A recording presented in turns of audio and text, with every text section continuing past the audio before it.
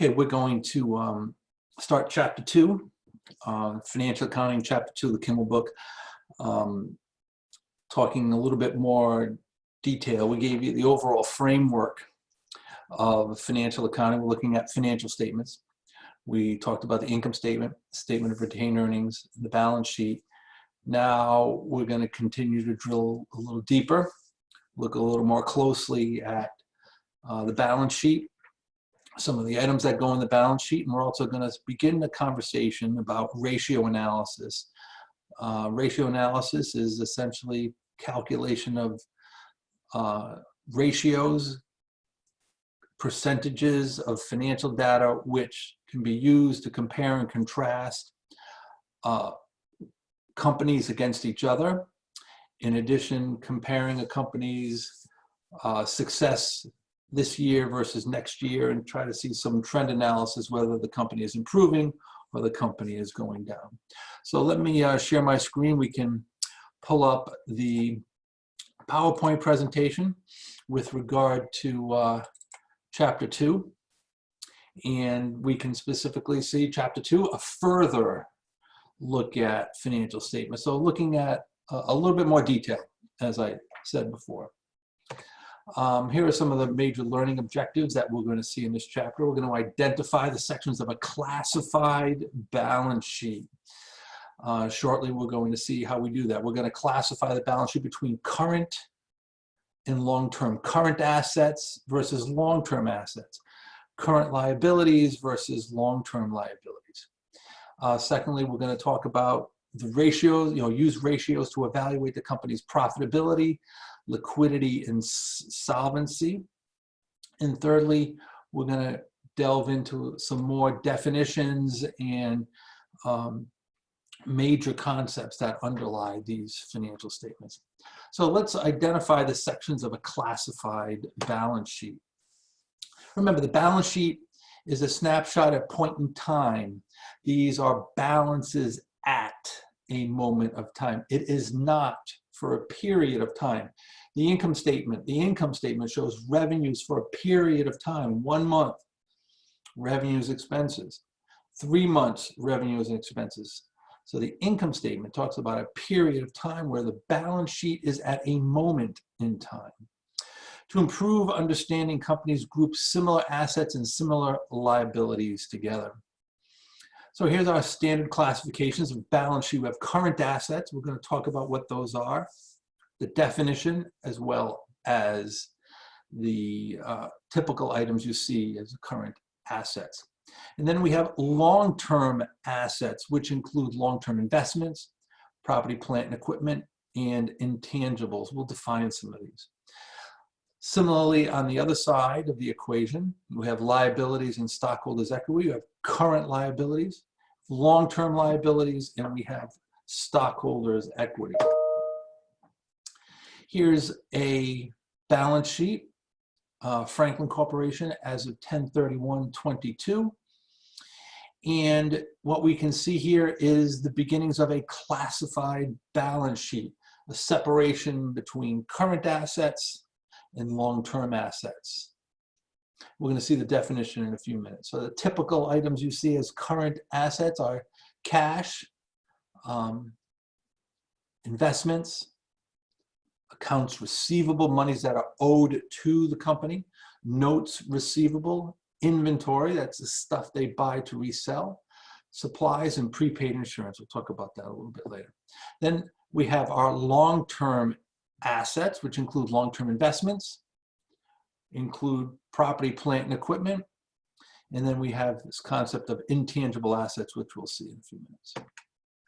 Here's a classified balance sheet as it relates to liabilities and stockholders' equity.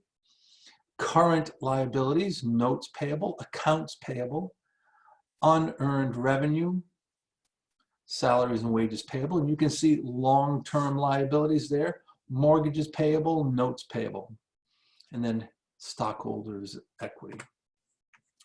What are current assets? No. Current nature of a current asset.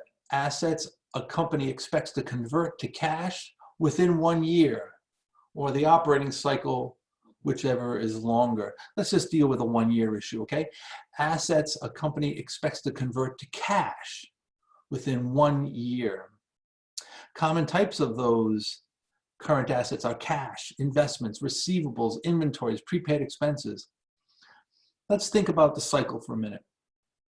Company buys stuff to resell. It's called inventory. They buy the inventory, sits up on the balance sheet. When they sell the inventory to a customer, they sell it to the customer with credit terms, which means they'll pay them at a later date. That asset converts from an inventory to accounts receivable. And at some point later, the customer pays the bill.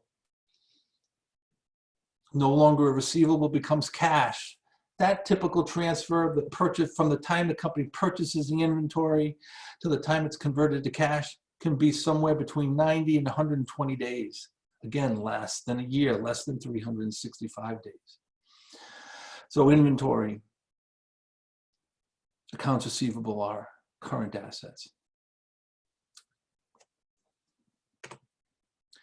Here's a list of the most commonly identified current assets: cash and cash equivalents. Cash equivalents, oh, cash is currency. Cash is the dollar amount in the checking account. Cash equivalents are something that's very similar to cash. Highly marketable securities, treasury notes, treasury bonds. Things that are highly liquid can be converted to cash very, very quickly. Short-term investments, stocks and bonds, accounts receivable, inventories, prepaid expenses, and other current assets. Companies list current asset accounts in the order they expect to convert them to cash, so they're listed in the order of liquidity. Obviously, cash is the most liquid.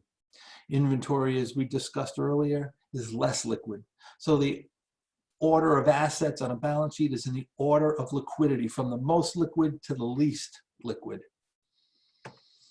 Here's a question for you. Cash and other resources that are reasonably expected to be realized in cash or sold or consumed in the business within 1 year or the operating cycle are called what? Current assets. There's a definition. Within 1 year. Let's deal with the 1 year. Forget about the operating cycle. Components of long-term investments. Investments in stocks and bonds of other corporations that are held for more than 1 year. The intent is to hold it for more than 1 year. Long-term assets such as land or buildings that a company is not currently using in its operating activities. They may buy a building for speculation, hold it as an investment, sell it later. Long-term notes receivable. Long-term investments presentation, pardon me, is under the long-term category. Nature of property, plant, and equipment. Assets with long, useful lives. They buy a building. They intend to hold that building for 50 years, in which they're going to use for their business. Long, useful lives. Currently used in operations. Includes land, buildings, equipment, delivery vehicles, and furniture. Assets that are used to help them produce revenue. They are depreciated. And we're going to find out later on the definition of depreciation. Depreciation is the allocation of cost of an asset over its useful life. Accumulated depreciation, total amount of depreciation expense to date in an asset's life. We'll see those items later in a later chapter. Property, plant, and equipment section of the balance sheet. Land and land improvements, buildings, we separate them out.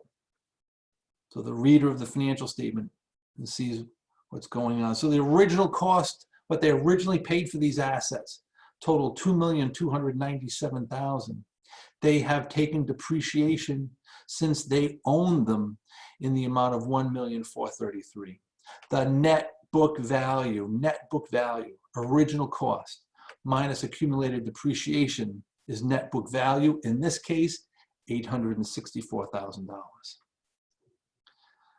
So these are tangible assets, things you can put your hand on, things you can touch, physical. What about Intangible assets, what are those? Those are things you cannot put your hands on. Assets do not have a physical substance. Some examples are goodwill, patents, copyrights, trademarks, and trade names.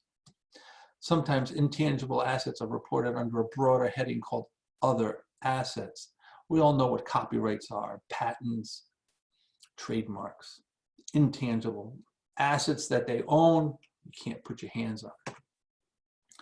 Here's an example of a list of intangible assets and goodwill. Question for you. Patents and copyrights are intangible assets, long-term intangible. Baxter Huffman's recently received the following information related to Hoffman Corporation's balance sheet. Prepare the assets section of Hoffman classified balance sheet. So you see prepaid insurance, current asset. Inventory, current asset. Cash, current asset. Equipment, long-term. Accounts receivable, current. Trademarks, long-term. Debt investments, long-term. Accumulated depreciation. Let's take a look at it. We want to prepare classified balance sheet. So remember, assets are listed in the order of liquidity. Cash is the most liquid, $800. Accounts receivable, the next, $1,100. Inventory, prepaid, that's it for current assets. Then you have your long-term investments, property, plant, and equipment, and intangibles. That is a classified balance sheet in good form for the assets section. Nature of current liabilities. Obligations, right? Obligations, it's a payable. Obligations the company is to pay within the next year. See, very similar, right? Obligations that are going to require the use of cash within 1 year are current liabilities. Common example, accounts payable. Salaries and wages payable. Notes payable, interest payable, income tax payable. Current maturities of long-term obligations. So they may have a mortgage on their building that they're going to pay off over 30 years. The principal payments that are due within the next year are considered current maturities of long-term obligations. Payments to be made within the next year on long-term obligations. Here's what a typical current liability section looks like on your balance sheet. Accounts payable, short-term debt, accrued compensation and benefits, etc. Total current liabilities, $19,000. Nature of long-term liabilities, obligations a company expects to pay after 1 year. These include bonds payable, mortgage payable, long-term notes payable, leases, and pensions. So again, let's talk about that mortgage example. 30-year mortgage. We'll have an amortization schedule that'll break out the principal portion that needs to be paid in the next 12 months. That's current maturities of long-term debt. The rest of the principal, the rest of the mortgage payment that's due after the 12 months, exclusive of interest, is the long-term portion. Here's an example of some long-term liabilities. Here's a question. Which of the following is not a long-term liability? Bonds payable, long-term. Current maturities of long-term debt. There's a dead giveaway, right? Current maturities of long-term debt is a current liability, not a long-term liability. Stockholders equity. Major components right now, common stock and retained earnings. We're going to add some of that to a little bit later, but right now, common stock and retained earnings. I'm going to skip this section.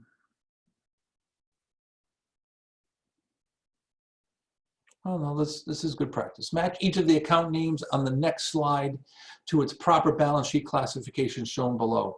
If the item would not appear on a balance sheet, use NA. Salaries and wages payable, current liability. Investment in real estate, long-term investment.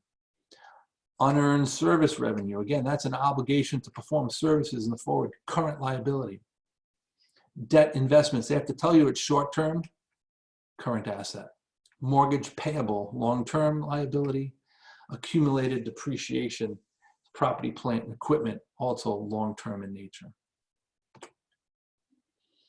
Again, let's take a look at these. Match each account to its proper balance sheet classification. If that was not a balance sheet, call it NA. Service revenue, not applicable. It's an income statement, not balance sheet. Interest payable, current liability. Goodwill, intangible asset, long-term asset. Depreciation expense, it's an expense, not a balance sheet account, income statement account. Retained earnings belongs on stockholders' equity, and equipment is property, plant, and equipment, long-term asset. So that's the classified balance sheet. We'll see some problems to get you more comfortable with some practice. Let's talk about some ratios that help us compare companies with each other and a company with itself. Analyzing the financial statements using ratios. Ratio analysis expresses the relationship among selected items of financial statement data. A ratio expresses the mathematical relationship between one quantity and another. A single ratio by itself is not very meaningful. So we're going to look at three broad types of ratios in this chapter: some profitability ratios, some liquidity ratios, and some solvency ratios. Profitability ratios measure the income or operating success of a company for a given period of time. Liquidity ratios measure short-term ability of a company to pay cash, its maturing obligations, and to meet unexpected needs for cash. Solvency ratio, the ability of a company to survive over a long period of time. So here is the income statement that we're going to be using. And you can see it's a comparative income statement. Comparative meaning we've got 1 year and the next year. We've got 2016 in comparison to 2017. And we look at it really quickly. We can see in 16 and 17, the sales revenue is about the same, but it went down. Not by much, went down by what, $125. But net income went up from 16 to 17, went from $897 to $1228. Nature of earnings per share. So this is one ratio. It's a profitability ratio. Measures the net income earned on each share of common stock, often called EPS, earnings per share. Here's the ratio. At the very bottom, and you're going to have to know these ratios. In the blue box is the ratio. Earnings per share equals net income minus preferred dividends. We'll learn what those are in another chapter. Divided by the weighted average common shares outstanding. In other words, the average number of shares outstanding. Average. It's an average of a couple of numbers, right? In our example, average is going to be beginning plus n divided by 2. So we're interested in knowing if this company is improving on a profitability basis, 16 versus 17. So let's calculate the earnings per share for 2016, right? Net income, $897, and said there's no preferred dividends, divided by the average number of shares outstanding, beginning plus n divided by 2. Earnings per share is $2.65. We do the same calculation for 2017. And you can see where those numbers come from. Earnings per share is $3.87. It showed improvement. It's a good thing. So even though the revenue is down a little bit, the profit is up. Earnings per share is up as well. Good sign. Using the income statement. For 2022, Stoneland reported net income of $26,000. Net sales, $400,000, and weighted average common shares of $6,000. Preferred stock dividends were $2,000. What is the 2022 earnings per share? You remember the formula? Net income less preferred dividends divided by the weighted average common shares. There's the formula, right? $26,000 of net income, $2,000 of preferred dividends divided by $6,000. The net sales are there of $400,000. throw you off. It's not relevant to this calculation. So here's our classified balance sheet. Again, it is a comparative balance sheet. 2016 versus 2017.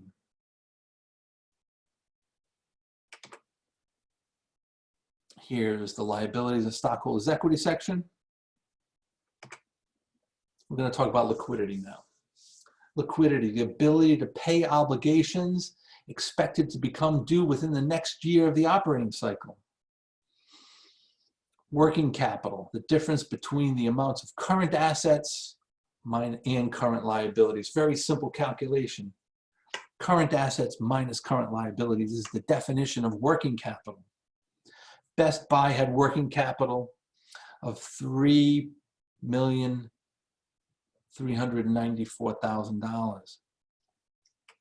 And they got that from $10.5 million of current assets, $7.1 million of liabilities. Let's go back and look at that.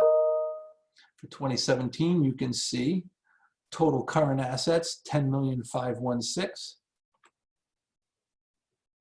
Total current liabilities, $7,122,000.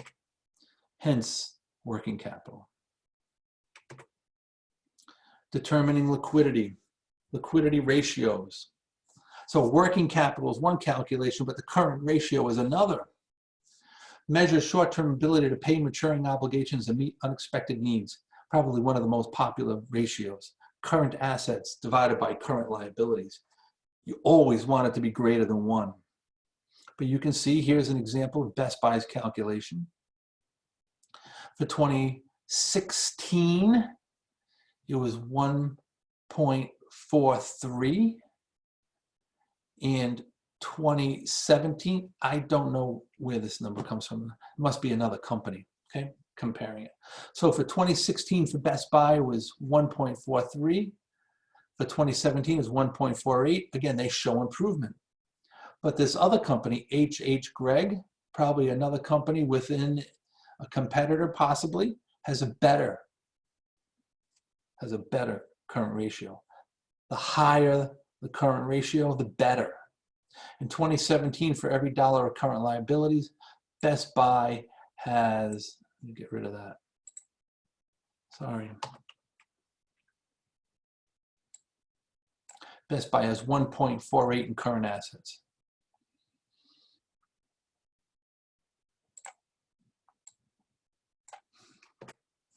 Solvency ratios, the ability to pay interest as it comes due and repay the balance of debt due at its maturity. Solvency ratios measure the ability of a company to survive over a long period of time.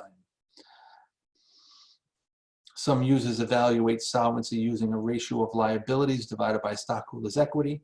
The higher this debt to equity ratio, the lower the company's solvency. So here's the debt to assets ratio.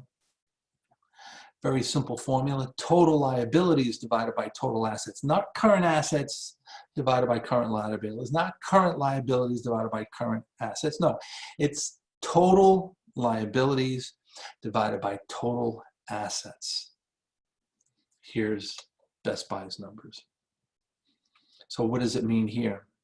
In 2016, total liabilities to assets was 68%, 2017, 66%.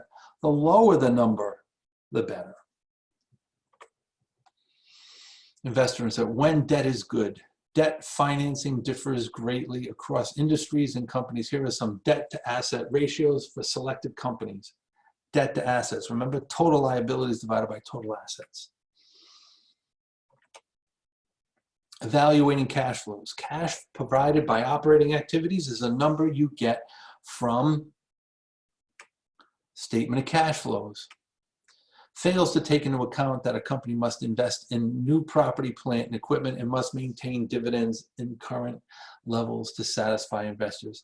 Free cash flow.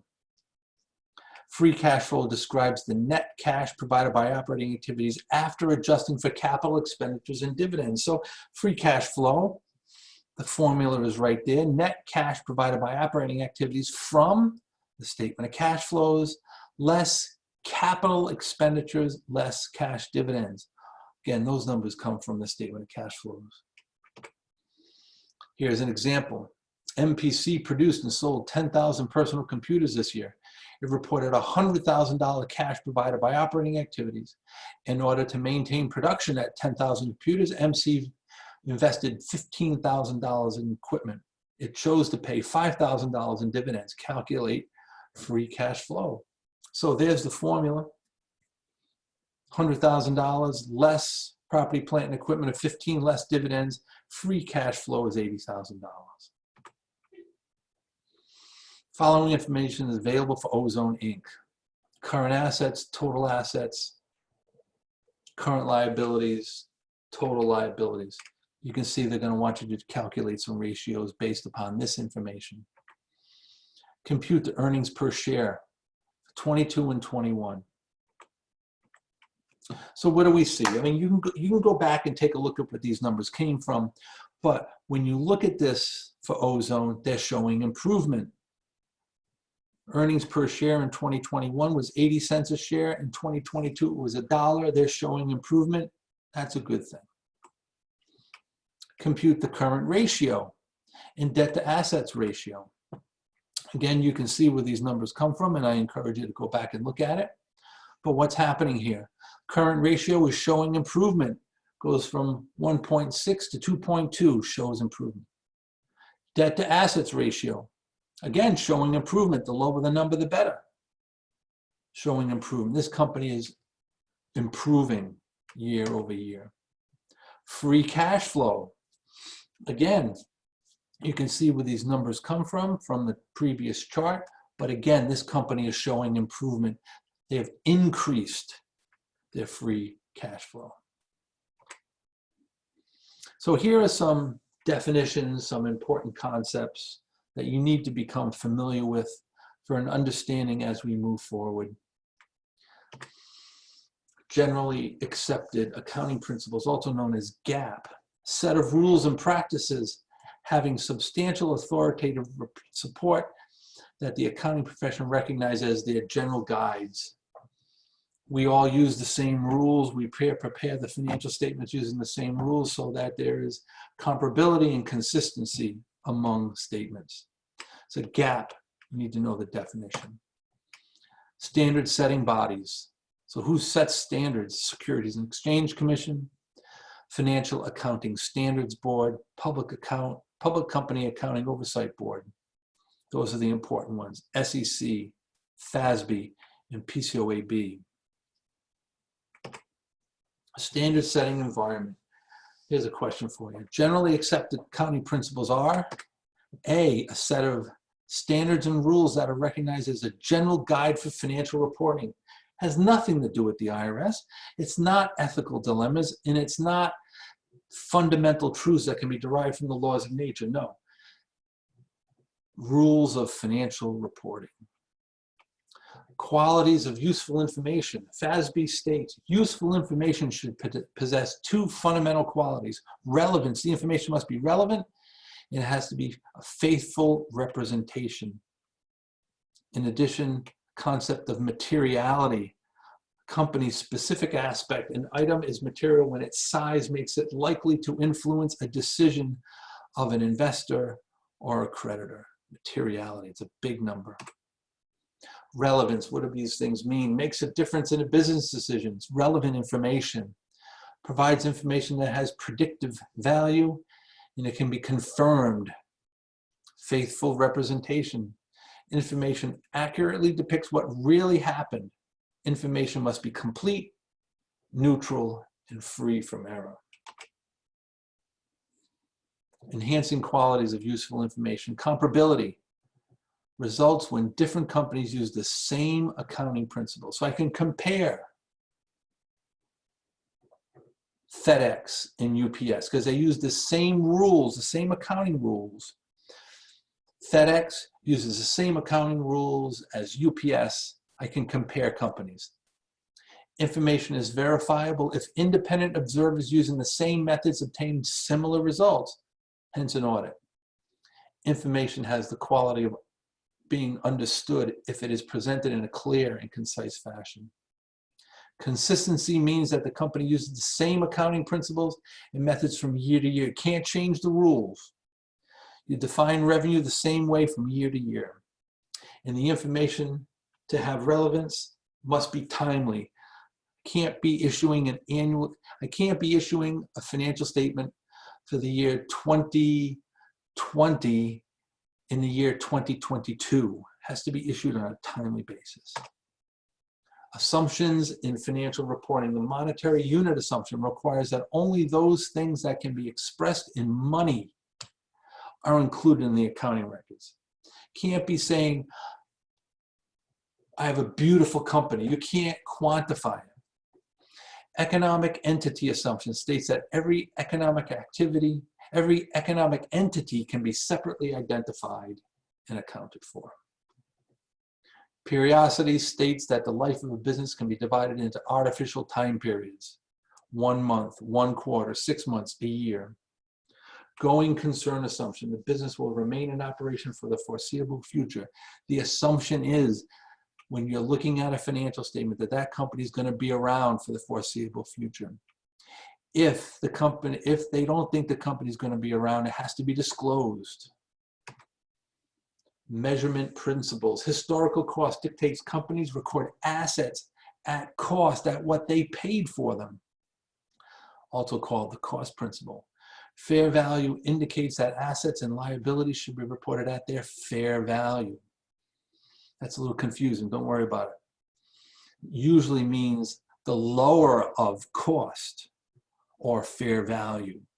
So what that means is if I paid $100 for an item in inventory and I subsequently learn it's only worth $75, I can no longer report it at $100 my cost. I have to report it at the lower of cost or market.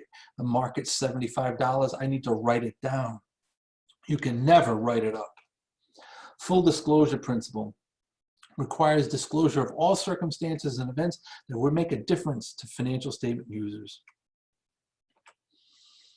Cost constraint, accounting standard setters weigh the cost that companies will incur to provide the information against the benefit that financial statement users will gain from having the information available. Cost-benefit relationship. Following items guide FASB when it creates accounting. We just talked about all these things, accounting standards. So match each item to the appropriate concept of principle. Ability to easily evaluate one company's results relative to another. Comparability, be able to compare, right? Belief that a company will continue to operate for the foreseeable future. Going concern. The judgment concerning whether an item is large enough to matter to decision makers.